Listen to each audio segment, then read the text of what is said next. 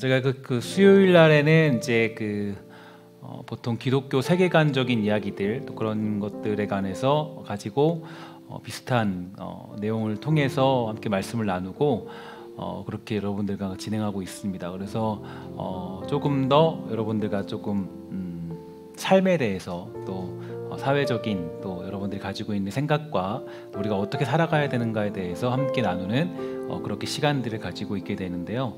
앞으로 기회가 된다면은 다음 해부터는 이제 제가 그 말씀 수련회 마친 이후 그 다음부터 이제 수요예배를 다시 시작하게 될 텐데, 그때부터는 이제 뭐 할 수 있다면 지금 준비 중이긴 하지만 욥기서를 통해서 함께 나눌 생각인데요. 될 수 있다면 하려고 합니다. 욥기서는 굉장히 좀 어렵고 힘들기 때문에 지금 굉장히 고민이 좀 있고, 욥기서를 하기 전에 다른 걸 할까 아니면 어떤 걸 고민 중이 있기 때문에 있는데, 어쨌든 수요예배는 좀 세계관이나 여러분들 기독교적인 생각들 이런 것들을 많이 강조하고 이야기를 나눌 생각입니다. 그래서 오늘은 이제 좋은 믿음, 바른 믿음이란 어떤 것인가에 대해서 한번 나누려고 하는데요. 여러분, 이 부분에 대해서 여러 가지 정의를 우리가 내릴 수가 있겠죠. 하지만 이 무엇보다 믿음이라는 건 이 계시 의존적인 믿음이 우선이어야 됩니다. 그러니까 우리가 기독교 신앙이다, 또 장로교 신학이다라고 했을 때 장로교적인 신앙, 또 우리가 하나님을 믿고 있는 신앙에 대해서 얘기할 때는 이 계시 의존적인 믿음이 우선입니다. 그러니까 이것을 절대로 잃어버려서는 안 되고, 계시 의존적인 믿음이 이런 기준이 사라지게 되면 우리의 모든 세계관이 다 뒤틀리기 때문에 우리의 믿음을 계시 의존적 믿음이다 이렇게 얘기하는데, 이 계시 의존적 믿음이라 함은 우리의 믿음은 오직 하나님의 말씀으로부터 시작하고 하나님께서 자신을 밝히 보여주시는 그 말씀으로부터 시작한다라는 것을 전제로 하는 것을 의미합니다. 그래서 기독교 신앙에서 이야기하는 믿음이 생겨나는 유일한 방법은 하나님께서 우리에게 자신을 알리시고 찾아오는 것으로만 시작된다는 것, 그게 바로 계시 의존적인 믿음이겠죠. 기독교를 소개할 때 가장 자주 나오는 단어 중에 하나가 여러분 어떤 거라고 생각합니까? 아마도 많은 사람들이 이야기하기를 기독교 하면 떠오르는 게 바로 사랑이라는 단어일 거고, 또 이와 맞물려서 공의, 정의 이런 것들이 아마 우리들에게 가장 익숙한 그런 단어가 될 것 같습니다. 그런데 역사 속에서 보면요, 종종 일어나듯 이 국가와 이 사회의 위기 속에서 이 사회 정의를 구현하기 위한 수단으로 이 기독교가 요청받는 것을 우리가 보통 겪게 되는 경우가 있게 되는데, 사실 이때만큼 기독교가 좀 난감한 일도 많이 없어요. 그러니까 예를 들어서 우리나라 역사 중에서 가장 기독교가 비판을 많이 받는 그런 시절이 있었다면은 아마도 이 군사 독재 시절에 이 운동을 했던 아마 그런 시절이라고 생각합니다. 그래서 정권이 바뀔 때 그때 기독교가 뭐 했냐, 그때 이제 기독교가 어떤 일을 했냐, 교회가 무슨 일을 했냐, 여기에 대한 그런 책임과 이 비판에 대한 의견들을 제시할 때가 있는데요. 그럴 때 많이 사람들이 얘기할 때 이렇게 말하죠. 이 교회가 약자 편에 서야 한다 이렇게 얘기를 하고, 사랑으로 돌봐야 한다 이렇게 얘기를 하고, 이 정의를 실행해야 된다, 이 공의 하나님이다 이렇게 말하면서, 왜 그러한 때 너희는 가만히 있었고, 왜 너희는 기도하고, 너희들은 그냥 교회로서의 그런 예배로서 충족하는 그런 신앙을 유지했느냐, 이런 말을 정말로 많이 듣게 되죠. 특히 요즘 같은 시기에 교회는 또 여러 가지 요청을 받기도 하게 되는데요. 또 어떤 목사님들이나 성직자들도 시국 선언을 하기도 하고, 또 여러 가지 모양으로 이 정치를 참여하기도 하고, 또 그런 일들에 앞장서고 있어서 도대체 기독교가 또 교회가 어떻게 해야 될지, 또 그리스도인이 이 정치와 이 사회 앞에서 어떤 믿음을 가져야 될지 조금 많은 고민이 드는 것이 사실입니다. 이런 상황에 우리는 어떻게 해야 될까요? 사실 여기서 우리는 한 가지 중요한 중심을 잡아야 되는데, 바로 그것은 이 성경적인 세계관이겠죠. 그러니까 믿음을 가졌을 때, 믿음 생활을 할 때, 우리는 어떤 행동을 할 때 성경적인 세계관을 가지는 것이 중요한데, 일단 우리의 세계관은 이 인류라는 공통적인 상황과 이 성경이 말하는 세상에 관한 그런 중심을 잘 잡고 있어야 됩니다. 일단 우리가 성경이 말하는 이 세계관, 이 성경이 말하는 세계, 세상은 인류라는 것은 절대 성공할 수도 없고 또 인류는 모두가 이 망하는 길로 갈 것이라는 그런 우리는 논리를 가지고 있죠. 그래서 알파와 오메가다라고 했을 때요, 이 창조가 있는데 이 마지막이 있습니다. 요한계시록은 사실은 맨 마지막이 끝인데 이 끝은 세상의 종말이에요. 그러니까 우리는 이 종말을 향해 달려가고 있고 또 인류는 이 종말의 끝은 이 죄악의 끝입니다. 그래서 우리의 죄악이 이제 견딜 수 없는 시절까지 가게 되면 그때가 바로 이 종말의 때라고 보면 되겠죠. 그 예가 어디냐면 이 소돔과 고모라의 그런 때를 보면 하나님께서 그때를 견디지 못하시고 그 소돔과 고모라를 벌하는 것을 봤을 때 우리가 가늠할 수 있습니다. 뭘 가늠할 수 있냐면 언제 우리가 종말이 찾아오겠습니까? 라고 했을 때는 아마 인류의 아주 그 악이 하나님이 견딜 수 없고 하나님이 도저히 받아들일 수 없고 하나님이 그것을 이제 절대로 조금도 견딜 수 없는 그런 아주 대단한 악까지 왔을 때 그때 인류의 종말이 찾아오게 되는 겁니다. 근데 이게 그럴 수도 있고 안 그럴 수 있다라고 하는 게 아니라 우리가 가지고 있는 믿음은 그렇게 가는 겁니다. 그러니까 인류는 그렇게 갈 수밖에 없어요. 그러니까 인류는 어쩔 수 없이 이게 이렇게 갈 수밖에 없습니다. 그래서 세상은 결국 종말로 갈 것이다. 그러니까 이게 우리의 믿음이에요.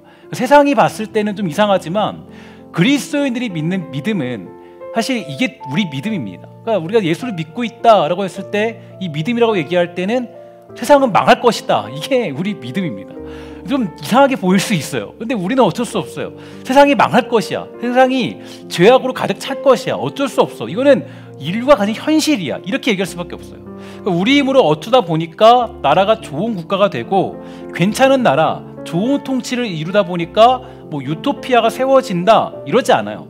아무리 선군이 등장하더라도 괜찮은 국민들이 있고 좋은 상황과 환경이 있다 할지라도 세상은 망한다. 이게 우리가 가진 기독교 세계관입니다. 사실은 매우 비관적인 확신과 믿음이 우리에게는 있습니다. 다만 그래서 우리는 뭘 가지고 있냐면 하나님의 긍휼하심과 하나님의 구원의 손길만을 바라고 이게 우리가 살아가는 믿음이 가지고 있는 역할이라는 거죠.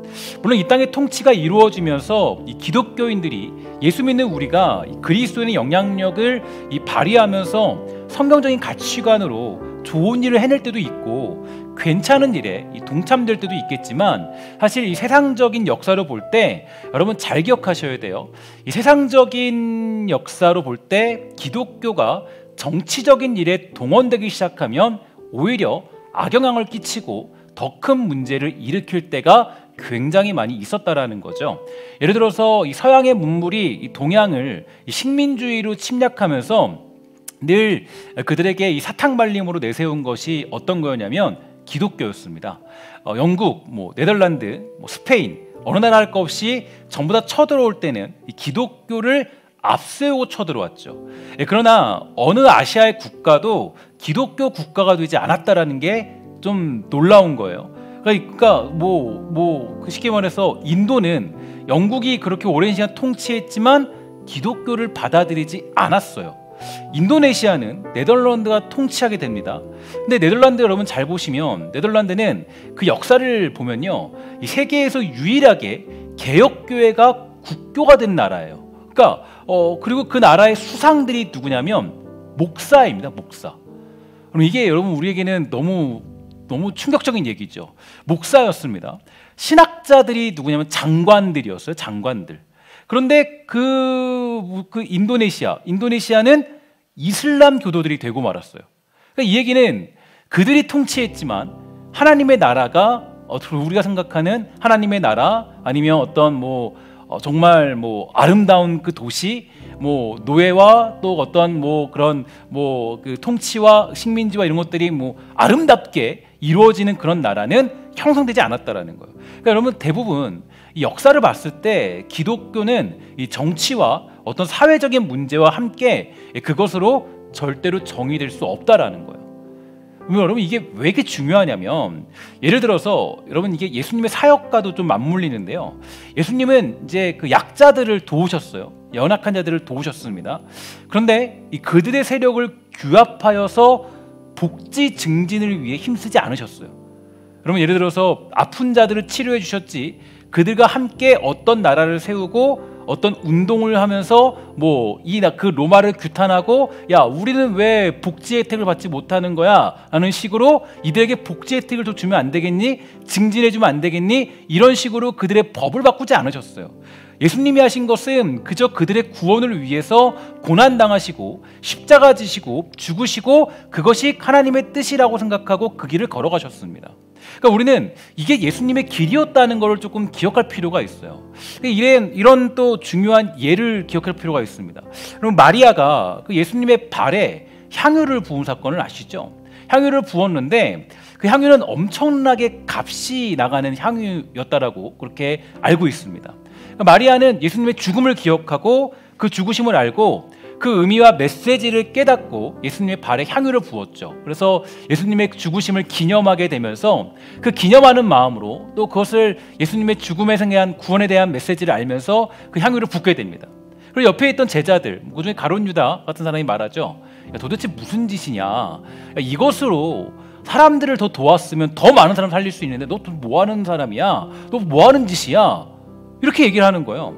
그 말이 정답이올소이다요. 하지만 그것은 사실 우리가 가야 될 길이 아니라는 거예요. 예수님 뭐라 그래요? 야, 나도 너희들은 지금 뭐가 구원인지 잘 모르는 것 같아. 그거 아니야. 나도 예수님 그렇게 말씀하세요. 여러분, 기독교의 길, 우리가 가야 될 교회의 길, 그리스도인의 길이 무엇인가? 어떻게 이 땅에서 우리가 이 사회적인 그런 그리스도인으로, 또 어떻게 내가 정말 이 땅에서 그리스도인답게 교회로서 살아가야 되는가, 또 어떤 믿음을 가지고 살아가야 되는가는 굉장히 중요한 우리가 가치관을 세워야 됩니다. 그러니까 우리가 기독교라는 것은 그 향유를 팔아가지고 사람을 살리지 않아요.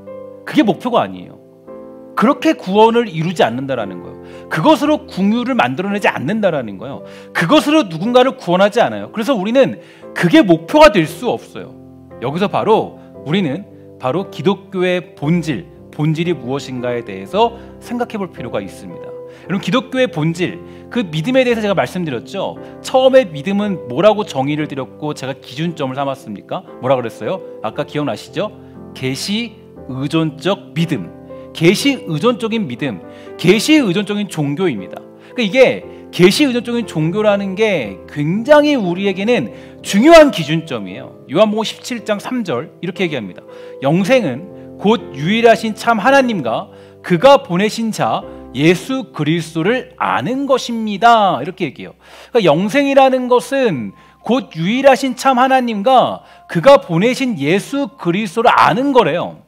영생을 얻는 것은 향유를 팔아서 그걸 통해서 너희들이 사람을 구원시키고, 그걸 통해서 그 사람들의 복지를 증진시키고, 그 사람들을 어떤 그 약한 자를 돕는 것으로 어떤 영생을 얻는 게 아니다. 그렇게 얻는 거다. 그렇게 얘기하지 않았어요. 영생이라는 것은 그 예수 그리스도 하나님의 아들을 아는 것으로 너희가 영생을 얻는 것이다. 이렇게 얘기해 줬어요. 영생, 우리의 구원은 오직 예수를 아는 것, 그것이 우리의 구원이다라고 우리에게 가르쳐주고 있습니다. 그러니까 우리가 추구해야 될 유일한 구원의 방법이라는 거예요. 우리 이 사실을 잊지 말아야 됩니다. 그래서 우리는 무엇보다, 그 어떤 것보다 교회라는 곳, 또 성도라는 사람들은 무엇에 집중해야 되냐면 예수 그리스도를 아는 일, 주님을 아는 일, 그 말씀을 통해 깨닫고 가르치는 것에 집중해야 되고, 교회는 그 일에 모든 역량을 쏟는 게 맞다라는 거죠. 하지만 여기서 우리가 한 가지 애매한 것이 있어요. 뭐가 애매하냐면 바로 삶에 대한 문제예요. 그러니까 이제 사실 우리가 정치나 국가적인 그런 방법들이나 이런 것들에 대해서는 우리가 크게 큰 관련이 없기 때문에 크게 와닿지 않을 수 있겠지만, 가장 큰 우리가 문제가 어디 있냐면 이 삶에 대한 부분이 터치받을 때입니다. 그러니까 이런 거죠. 여러분 보통 이런 얘기 많이 들었죠. 야, 신앙은 삶이야. 이렇게 얘기하죠. 신앙은 삶으로 증명돼야 돼. 삶으로 증명돼야 돼. 이렇게 얘기를 많이 합니다. 삶이 없는데 어떻게 예수를 안다고 말할 수 있냐라고 말하는 경우가 많이 있어요. 하지만 여러분, 과연 삶이 신앙이고 믿음이라고 말할 수 있을까요? 여러분 여기서 되게 여러분 이게 조심해야 될 모습이에요. 대표적인 예로 슈바이처 같은 사람을 생각을 해봐야 돼요. 그의 삶은 너무 거룩하고 괜찮은 사람이에요. 약자를 돕고 또 세상에서 인정받는 사람입니다. 그가 주장하는 것은 사실 완전히 반기독교적인 주장이에요. 조금 더 생각해 볼게요. 몰몬교를 봅시다. 몰몬교는요, 분명히 잘못된 것을 믿고 있지만 그들의 삶은 그 누구보다도 경건하다고 알려져 있습니다. 심지어 그 본부가 있는 이 솔트레이크 시는 그 어떤 미국의 도시보다 범죄율이 낮대요. 그러니까 그들은 범죄를 일으키지 않는다 그래요. 바로 여기서 우리의 믿음이 도전을 받는 거죠. 너희들은 뭐냐? 저들보다 나은 게 뭐야? 예수 믿는다며, 교회 다닌다며, 너 뭐 직분 있다며, 너 뭐 헌금도 잘한다며, 너 뭐 그 교회도 매주 간다며, 그런데 너 무슨 믿음이 있다고? 웃기는 소리 하지 마. 이렇게 우리가 어떤 이 강요를 받고 믿음에 대한 이야기에 대해서 우리를 막 검증하라고 세상이 우리에게 손가락질할 때가 굉장히 많이 있게 됩니다. 근데 여러분, 저는 여기서 한 가지 말씀을 여러분들과 나누고 싶은데, 고린도후서 11장 14절 이렇게 얘기해요. 이것은 이상한 일이 아니니라 사탄도 자기를 광명의 천사로 가장한다. 여러분, 이게 좀 중요한 말씀이죠. 사탄도 자기를 광명의 천사로 가장한다. 사탄도 자기를 광명의 천사로 가장한대요. 또 제가 지난 주일 2부 때죠, 그죠? 그 9시에 제가 말씀을 드렸나요?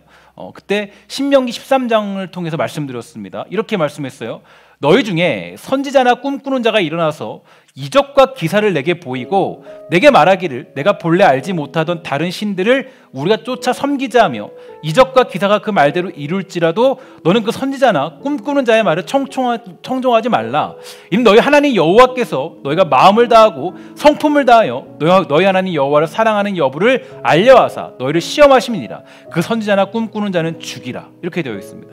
이게 꼭 기적으로만까지 얘기하는 것이 아니라 사실은 이 삶의 체험, 우리의 어떤 현장, 이런 것으로 위장하고 이런 것으로 어떤 신앙을 도배하는 것을 까지 얘기할 수도 있다라는 거죠. 그러니까 어떤 선지자나 꿈꾸는 자가 와서 이적과 기사를 보이면서 그가 말하는 그대로 다 이룬다고 해도 그것이 하나님의 말씀과 충돌된다면, 그것이 하나님의 말씀과 충돌된다면, 아까 제가 뭐라 그랬죠? 무슨 믿음이라고 그랬어요? 우리는 계시 의존적인 믿음이라고 그랬어요. 그러니까 계시 의존적인 믿음과 충돌된다면 그 사람을 믿지 말라는 말씀이에요.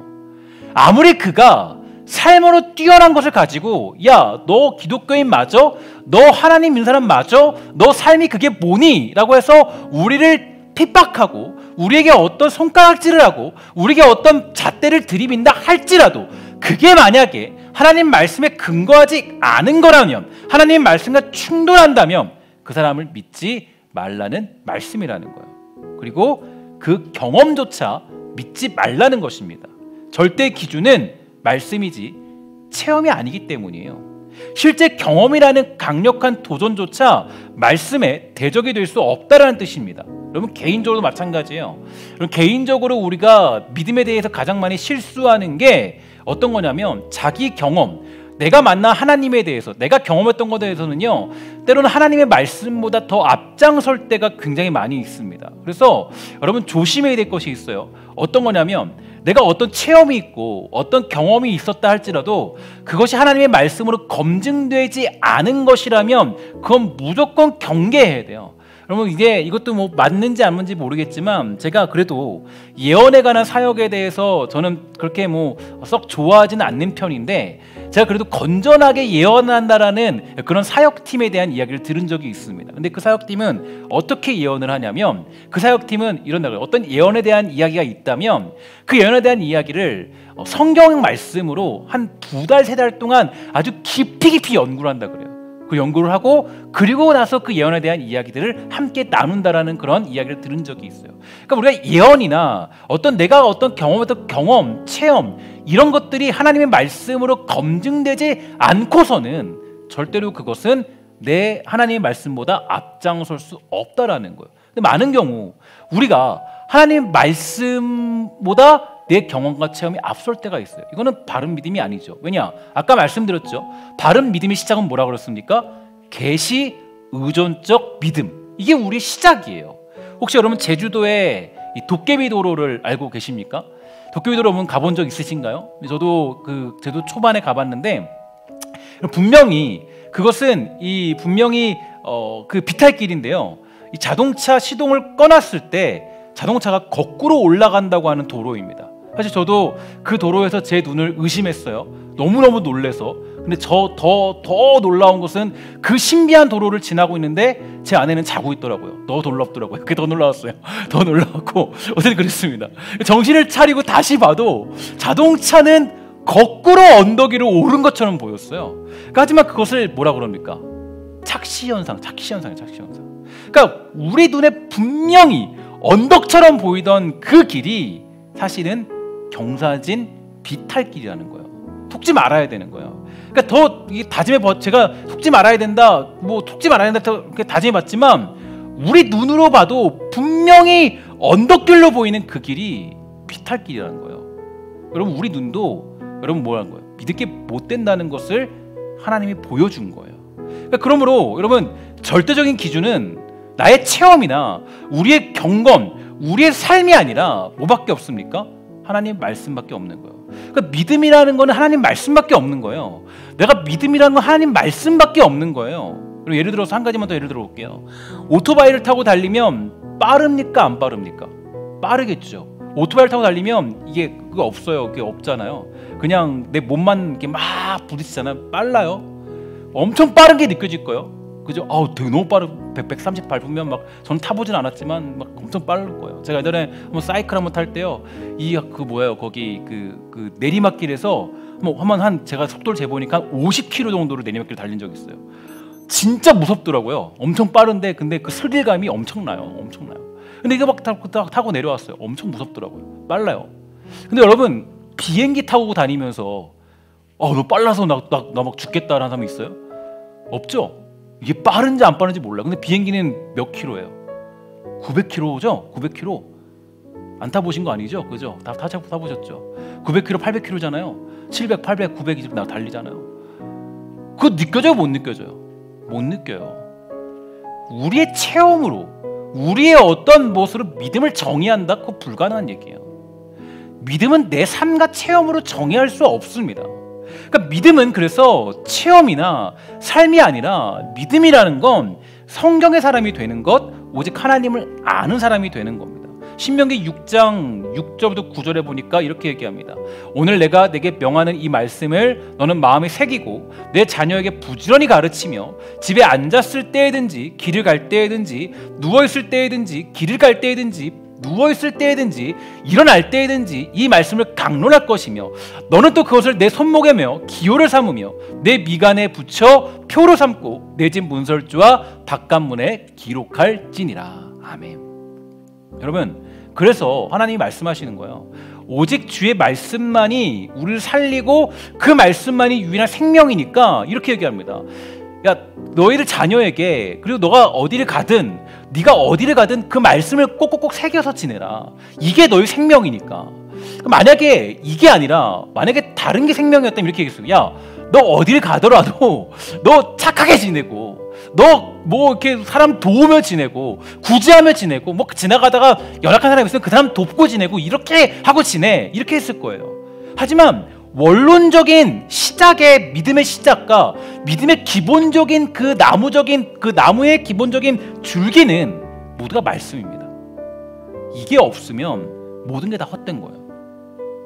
이게 없으면 우리가 말하는 경건 그거 의미 없어요.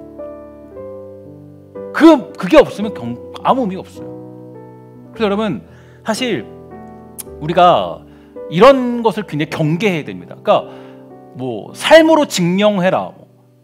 사실 이거 너무 경계해야 돼요. 책 중에 그런 책이 있잖아요. 되게 유명한 목사님이 쓰신 책인데 삶으로 증명해. 그거 정말 경계해야 될 책이에요. 그런 책들 보면. 왜냐하면 사실은 그것으로 우리가 할 수 있는 게 아니에요. 믿음이라는 건. 사실 사도 바울이 이 초대교회에 가장 많이 싸운 것 중 하나가 어떤 거냐면 율법주의적인 신앙의 문제였습니다. 율법주의적인 신앙의 문제. 쉽게 말해서 사람들이 그 율법주의자들이 이렇게 얘기하는 거예요. 야 신앙인이면 예수를 믿는다? 그래. 그러면 이 정도면 야, 그 정도 해야지. 그치? 이 정도 해야지. 이만큼은 지키고 이렇게는 해야지. 그리고 이렇게 정도 해야 되는 거 아니야? 그래서 사도 바울이 얘기하죠. 야, 그거 아니라니까. 너 도대체 무슨 얘기하는 거야? 내가 도대체 너는 몇 번이나 가르쳤니? 아니라고. 구원이라는 건 하나님의 은혜, 하나님이 주시는 그 말씀 안에서 하나님이 키우시고 하나님이 만들어 가시고 하나님이 너를 그렇게 풍성한 지식과 지혜를 쫓아서 너를 만들어 가시는 그 풍성한 그 하나님의 그 놀라운 은혜를 너는 모르니? 궁휼하심을 따라서 너를 만들어 가시는 그 하나님의 은혜 안에 자라가는 거야, 우리가. 그게 믿음이라는 거야. 그거 잊지 마라. 그게 우리의 구원이야. 믿음은 삶이 아니라 하나님을 아는 거야. 그분을 아는 것, 그 말씀을 아는 것에 있어. 그래서 우리는 한평생을 통해 하나님을 알고 깨닫는 것, 여기에 집중해야 되는 겁니다. 만약에 우리가 삶으로 하나님을 증명하기 시작하면 우리 전부 다 우리 교육 목사님이 많이 쓰는 것처럼 다 박살나요. 그냥 다 박살나요. 우리 무슨 누가 삶으로 증명을 해요? 누가? 여러분 삶으로 증명할 수 있어요? 여러분 삶으로 하나님 증명할 수 있어요? 어떻게 우리가 하나님을 삶으로 증명을 해요? 어떻게 우리가? 여러분 마음속에 있는 거 다 꺼내보세요. 어떻게 우리가 삶으로 무슨 하나님을 사랑한다고 증명을 해요? 다 더러운 거 다 투성인데, 인간이 다 더러운 거 투성인데, 겉으로는 우리가 다 괜찮은 척 온유한 척 다 하고 있지만 안으로는 다 이 얘기 저 생각 저 말 우리들의 모습이잖아요. 그래서 구원은 전적인 은혜예요. 그래서 근데 믿음이라는 건 사실 이것도 성경이 뭐라 그래요? 믿음은 선물이에요. 선물. 하나님이 우리에게 이끌어 가시고 우리에게 주시는 선물입니다. 그래서 근데 많은 사람들이 이렇게 이제 삶으로 증명하고 이것으로 뭔가 믿음으로 우리가 이 정도 되면, 내가 이제 삶으로 증명할 정도 되면 어디까지 가냐면, 이제 이게 어디까지 흘러가냐면 이제 한 건 하는 정도까지 가는 거예요. 믿음이 잘못되면. 그래서 여러분 많은 사람들이 어느 정도 하나님을 알았다, 깨달았다 하면 이상한 걸로 자기 믿음을 증명하려 합니다. 이게 전적인 아주 그 단적인 예가 한 명 있죠. 누구냐면 다윗입니다. 다윗이 그런 예가 돼요. 다윗이 그랬죠. 다윗이 열심히 하나님을 섬겼어요. 이제 어느 정도 수준 됐어요. 소위 말해서 어느 정도 이제 경지에 올랐어요. 어느 정도 이제 경건의 경지에 올랐습니다. 이제 어느 정도 하나님 사랑하고 고난의 시련을 거쳤어요. 복도 받고 왕도 됐어요. 이제 좀 괜찮아졌어요. 하나님께 말하죠. 하나님, 제가 이 정도 됐으니까 제가 이제 하나님, 제가 그동안 마음에 품었던 놀랄만한 이야기 하나 할게요. 정말 놀랄만한 이야기입니다. 제가 마음에 숨겨왔는데 놀라지 마세요. 하나님 심장 떨어질 줄 몰라요. 그죠? 짜잔, 제가 한번 밝혀줍니다. 정말 제가 하나님께 너무 큰 선물 하나 드립니다. 성전 하나 제가 멋들어지게 한번 제가 지어드리겠습니다. 그리고 이게 이제 너무나도 우리에게는 멋진 모습이지만 이때 하나님의 반응이 전 너무나도 놀랍습니다. 하나님 반응이 뭐라 그러면 이렇게 얘기하죠. 야, 제 생각에는 제가 봤을 땐 다윗과 하나님 정도면 하나님이 그냥 꿀방한데 그냥 먹었을 것 같아요. 그냥 꿀방을 주면서, 야, 내가 언제 너한테 성전 지어달라고 그랬냐 이놈아? 그런 거 생각하지 말고 나한테 와서 온전한 예배나 드릴 생각이나 해. 제대로 된 제사나 드려. 제대로 된 제사. 하나님 그런 거 요구하지 않아. 한 건 할 생각하지 말고 온전하게 일상적으로 나의 은혜 안에서 뛰놀며 기뻐하고 내가 자라가는, 내가 너를 키워가는 그 기쁨에 감사하고 감사의 제사를 드리며 기뻐하는 믿음으로 살아가. 이게 하나님이 다윗에게 주시는 믿음이에요. 다윗의 믿음을 완전히 하나씩 깨부셔서 하나씩 만들어가는 하나님의 그 은혜로운. 그래서 여러분 한번 기회가 되면 사무엘 상하를 여러분들에게 믿음을 통해서 믿음으로 강해를 하면 정말 재밌어요. 다윗을 가지고 믿음에 대한 이야기를 하면 너무너무 재밌어요. 왜냐하면 다윗을 보면요, 이 믿음 허점 투성이거든요. 정말 할 얘기 너무 많아요. 믿음에 대한 얘기가. 근데 우리는 그냥 다윗 하면 뭐가 떠요? 믿음의 영웅. 야, 다윗 하면 골리앗 무찌르고 야, 그런 사람이잖아요. 근데 다윗을 하나씩 쪼개서 보면 너무너무 재밌어요. 그러니까. 그러니까 이제 어쨌든 하나님이 그래요. 야, 넌 제대로 된 제사 하나 드려라. 믿음은 그런 걸로 증명되는 게 아니에요. 하나님 믿는다, 뭐 삶으로 증명되는 게 아니에요. 사실 한국 교회가 자꾸 이런 걸로 증명되다 보니까 뭐 이런 것이 없이는 믿음이 없는 사람이 되고 말았어요. 그러니까 여러분 뭐예요? 큰 교회가 되면 갑자기 믿음 있는 교회가 된 것처럼 마치 그렇게 돼버렸잖아요. 나서지 않으면 쓸모없어 보이면 뭐 그래서 누군가 사람이 그래요. 뭐, 나 같은 사람이 뭘 하나님을 하네요. 당신 같은 사람이 무슨 하나님을 하고. 그런 게 어디 있어요. 모두가 하나님 앞에서 국률함을 잊고 살아가는 사람인데, 그죠? 한 책에 보니까 이런 문장이 있습니다. 여러분 잘 기억해 두세요. 이렇게 되어 있어요. 신앙이란 한 평생을 놓고 만들어 나가는 싸움이지 어느 한순간에 앞섰다고 해서 그 사람이 1등은 아닙니다. 신앙이란 한 평생을 놓고 싸우는 거예요. 한 평생을. 그러니까 하나님이 신앙은 한 평생을 놓고 여러분들이 키워가시고 만들어가시고 우리를 그 하나님의 영광의 부르심 속에서 그 풍성한 계획 속에서 우리를 정말로 키워가는 그 과정 속에 있는 거지. 신앙은 어떤 한순간에 머물러서 어떤 한순간에 경지에 올라서 거기서 뭔가를 이뤄내는 것이 전부가 아니라는 겁니다. 그래서 에베소 1장 17절부터 18절에 보면 사도 바울이 이렇게 얘기합니다. 우리 주 예수 그리스도 하나님 영광의 아버지께서 지혜와 계시의 영을 너희에게 주사 하나님을 알게 하시고 너희 마음의 눈을 밝히사 그의 부르심의 소망이 무엇이며 성도 안에서 그 기업의 영광의 풍성함이 무엇이며 그 성도 안에서 기업의 영광의 풍성함이 무엇이며 라고 그렇게 말해주고 있죠. 그러니까 이 얘기가 중요한 게 이렇게 얘기해요. 너희 마음의 눈을 밝혀줬고 그 부르심의 소망이 무엇인지를 알려주고 성도 안에서 그 기업의 영광의 풍성함이 무엇인지를 알려주고 있어요.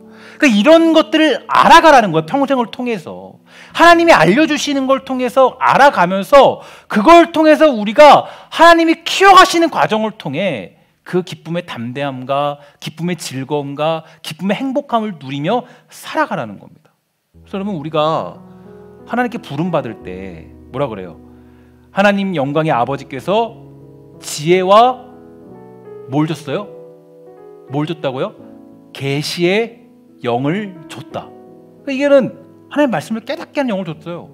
그러니까 하나님을 알게 된 거는 내 삶으로 능력으로 지식으로 깨달은 게 아니라 하나님께서 자신을 알려주시고 깨닫게 하시고 그것을 주심으로 말미암아 우리는 하나님의 영광에 참여하게 되었고 그 영광의 풍성함이 무엇인지를 알게 된 것입니다. 그래서 지금 예수를 믿는 우리들은 그 사실을 알아가고 있는 과정 중에 있는 거예요. 그래서 여러분 우리가 구원은 지금 완성되었지만 완성되어 가고 있는 중입니다. 우리 기억하셔야 돼요. 다만 여러분 우리들의 삶의 능력은 왜 과연 그럼 차이가 나는 걸까요? 어떤 그리스도인들은 어느 정도의 경건함의 자리에 가 있고 어떤 그리스도인들은 아직도 왜 그 모양 저 모양의 자리에 남아 있는 걸까? 이게 이제 또 마지막 의문이잖아요. 사실 믿음은 아까도 말씀드렸지만 단순간이 아니라 평생의 싸움이고 하나님이 부르시는 이 과정에 있습니다.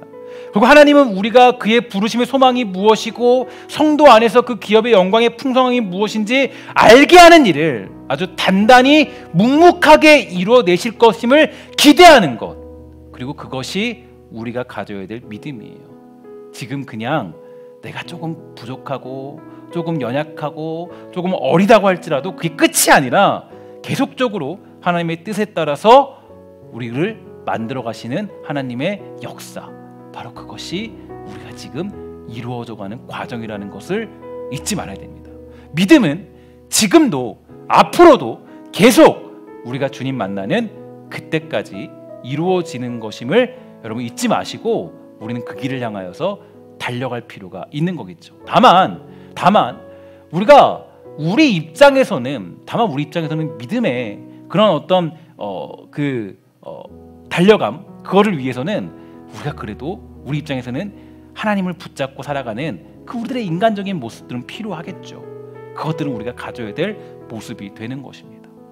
제가 사실 이게 이 믿음에 관한 이야기를 이제 준비하면서 좀 제가 가지고 있던 결론을 좀 준비하면서 한 가지 또 마음에 걸렸던 게 한 가지 있었던 건 뭐냐면, 이제 요즘 최근에 우리가 겪고 있는 한 가지 아픈 사건이 하나 있죠. 그 아픈 사건이 바로 아주 예민하고 그 두려운 사건인데, 바로 우리를 충격으로 몰고 간 한 입양 아이의 학대 사망 사건입니다. 사실 굉장히 말하기가 좀 속상하고 아쉬운 얘기인데요. 더군다나 그 양부모가 그 이제 목사님의 자녀라는 이야기가 우리 마음을 두렵고 떨리게 만들면서 우리 믿음을 흔들고 있습니다. 근데 사실 참 속상하죠. 정말 저는 그 사실 접하면서 여러 가지 생각이 들었습니다. 정말 갈 때까지 갔구나, 큰일 났다, 어떻게 하지?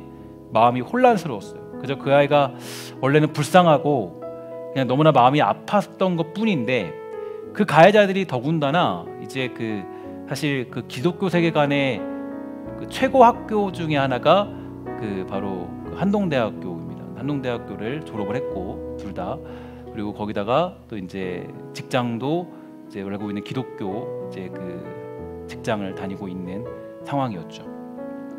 제가 그거를 접하면서 참 고민을 많이 했어요. 좋은 믿음이란 게 어떤 겁니까? 그냥 여기서 그냥 하나님 아는 걸로 그냥 만족해야 되고 그냥 해야 됩니까? 어떻게 해야 됩니까? 참 이게 애매하더라고요. 그래서 이제 여기서 어떻게 해야 되나요? 라는 그런 생각이 마음에 찾아왔는데, 그냥 제가 말씀을 정리하면서 이런 결론과 이런 내용을 좀 적어봤습니다. 다음의 내용을 여러분 잊지 마십시오.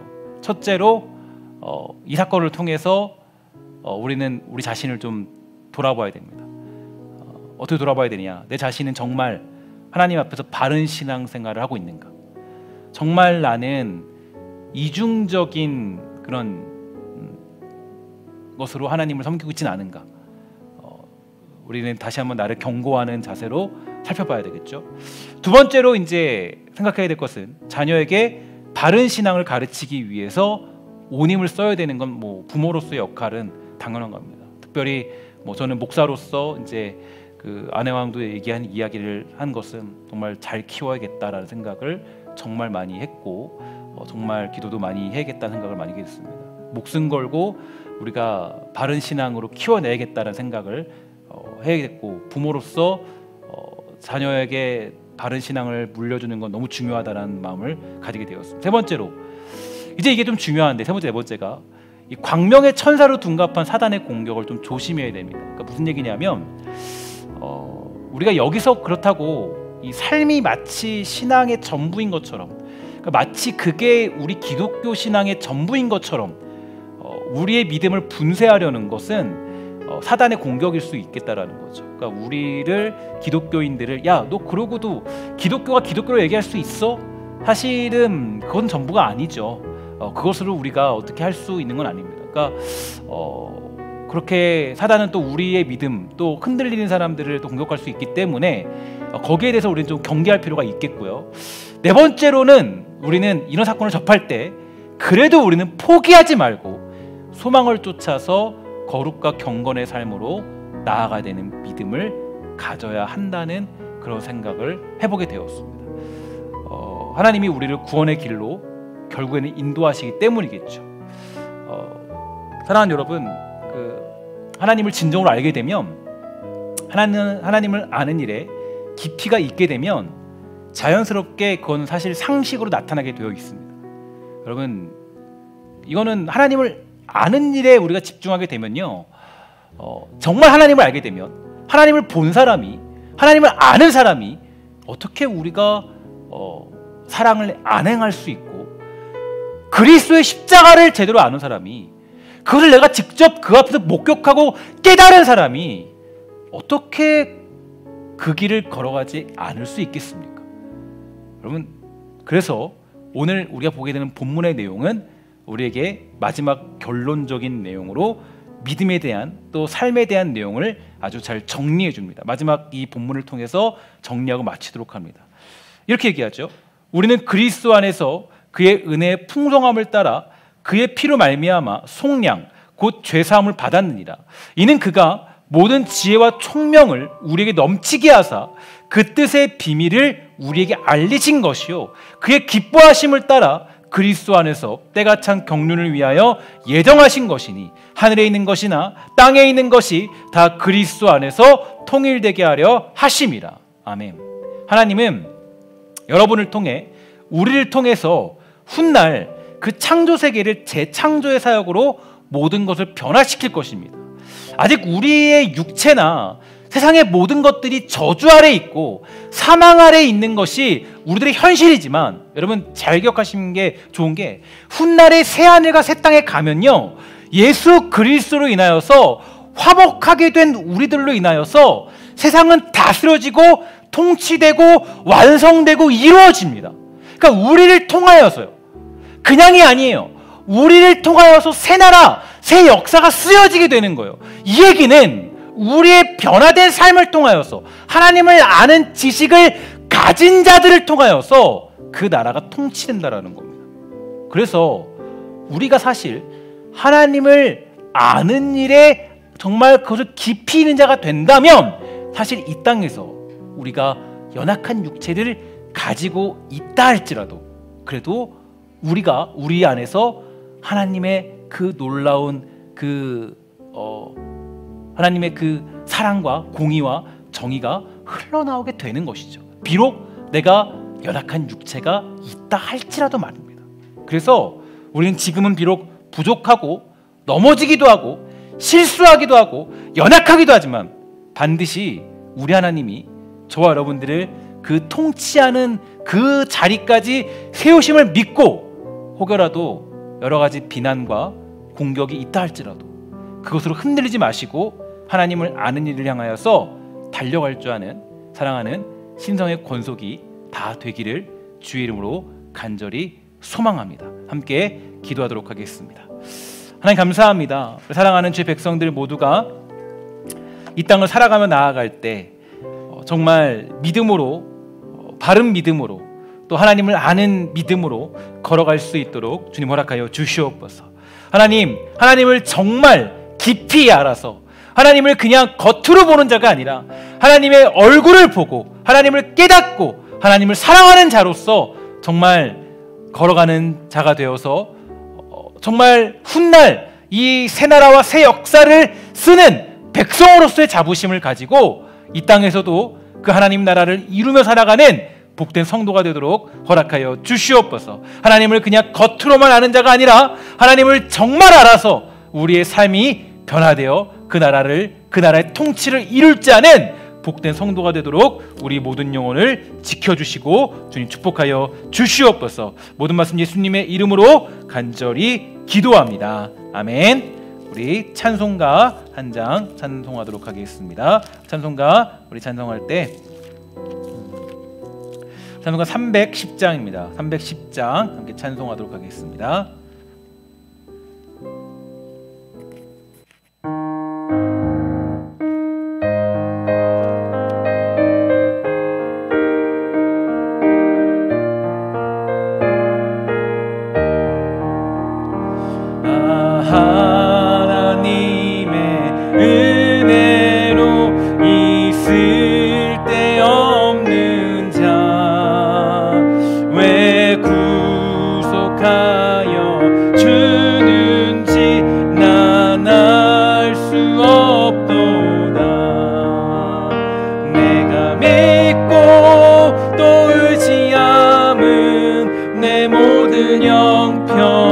하시는 주님 늘 보호해 주실 것을 나는 확실히 아네. 왜 내게 굳세 믿음과 또 복음 주셔서 내 맘이 항상 편한지 난 알 수 없도다. 내가 믿고 또 울지 하시는 주님 늘 보호해 주실 것을 나는 확실히 아네. 왜 내게 성령 주셔서 내 마음 감동해 주 예수 믿게 하는지 난 알 수 없도다. 내가 믿고 또 의지함은 내 모든 형편 아시는 주님 늘 보호해 주실 것을 나는 확실히 아네. 주 언제 강림하실지 꼭 밤에 홍낮에 또 주님 만날 그것도 난 알 수 없도다. 내가 믿고 또 의지함은 내 모든 형편 아시는 주님 늘 보호해 주실 것을 나는 확실히 아네. 잠깐 기도하도록 하겠습니다. 각자 기도하며 나아갈 때 이렇게 기도합시다. 하나님, 우리가 정말 소망을 놓지 않고 믿음의 길을 걸어가도록 허락하여 주시옵소서. 하나님, 정말 우리가 그 소망의 자리에서 믿음을 굳세게 잡고 하나님이 그래도 우리를 키우시고 그래도 우리를 묵묵히 우리의 삶을 키워나가셔서 그 결국에는 새 나라와 새 역사를 쓰어가는 그 통치의 자리에 우리를 앉히신다는 것을 잊지 않고 그 소망을 붙잡고 걸어갈 수 있도록 허락하여 주시옵소서. 함께 이누리고 기도해 주시고, 또한 기도할 것은 우리 혹시라도 정말 이번 사건과 여러 가지 그런 기독교에 대한 그런 오해와 여러 불식들이 혹시라도 하나님 정말 우리 상처받은 모든 영혼들에게 또 위안이 되고 또 위로가 되고 또 여러 가지 하나님 정말 우리들이 그들을 또 위로할 수 있는 그런 시대를 또 우리 한 해를 보낼 수 있도록 은혜를 구하며 잠깐 우리 시간에 우리 기도하도록 하겠습니다. 기도하겠습니다. 하나님 감사합니다. 주님 붙잡아 역사해 주시옵소서. 주님 기도하기 소망합니다. 아버지, 우리를 붙잡아 주시 원합니다. 우리가 이 땅을 살아가고 나아가기 원하는 것은 하나님, 우리가 정말 아버지 우리가 부족하고 연약합니다.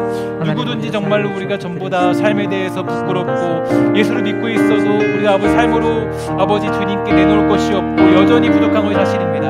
그 누구도 여전히 하나님 부족하며 연약하며 아직도 정말 우리가 하나님 주님 앞에는 하나님 정말 내놓을 것이 없지만 그럼에도 불구하고 하나님 우리를 그래도 그 나라와 그 영광과 그 하나님 부르심의 자리에 우리를 초대하셔서 우리를 사용하시며 인도하시고 우리를 세우신 하나님의 약속을 붙잡고 걸어갑니다. 주님 기도하기 원합니다. 하나님 주님을 지켜주셔서 우리가 소망을 잃지 않고 그 믿음의 길을 당당히 걸어도 붙잡아 하시고 우리를 세우신 하나님의 그 놀라운 인도하심과 부르심을 놓지 않도록 허락하여 주시옵소서. 그 영광의 자리에 서겠다라는 하나님이 세우겠다라는 하나님의 그 아버지 하나님 그 놀라운 말씀을 붙잡고 붙잡아 주시기 원합니다. 또한 기도하기 원합니다. 아버지, 혹시라도 아버지 우리가 그 사건을 인해서 우리가 아버지 회개합니다. 하나님, 우리가 정말 하나님을 겉으로만 알았다면 우리를 용서해 주시고 우리가 정말 아버지 그런 아버지 잘못된 믿음에 빠져 있어 우리가 정말 혹시라도 너무나도 아버지 속상한 아버지 그런 자리에 있습니다. 우리가 진정한 믿음으로 그런 붙잡아 하시고 진정한 믿음으로 성장하도록 하시며 하나님을 온전히 믿도록 하시며 하나님의 얼굴을 온전히 볼 수 있는 그런 귀한 믿음의 사람들을 붙잡아 주시옵소서. 하나님, 그들을 위로하시고 세상을 위로하시며 세상의